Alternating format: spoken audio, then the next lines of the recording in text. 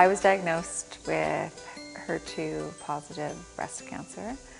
I was diagnosed when I was 26, and at the time all I could think about was settling down and having a family, and things in my life were going in the direction I thought they were supposed to go. So when I was diagnosed, that threw everything off course, and I think that happens to many women who are diagnosed at a young age. I think that the natural fears that come with it are just the unknown and not knowing if it's a possibility. There are a lot of options out there for young women who want a family, whether it's adoption or surrogacy, but for me, I was really optimistic that I could have a baby of my own.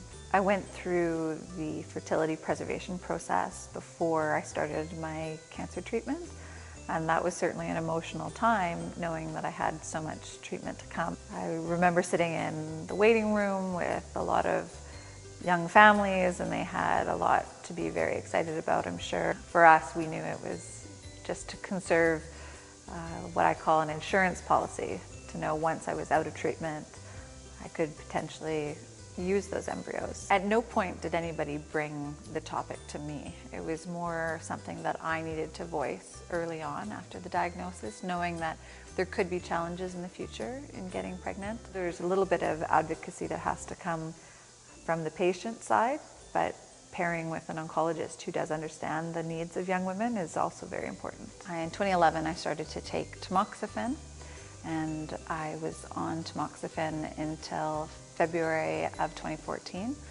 when my oncologist supported me to go off tamoxifen about 6 months prior to us trying to conceive naturally. Tamoxifen helps inhibit estrogen, and I had an estrogen receptor positive breast cancer. So my oncologist knew that with tamoxifen there are some complications that can result with having a baby and being on that drug. And one thing we know of tamoxifen is there could be a challenge with birth defects.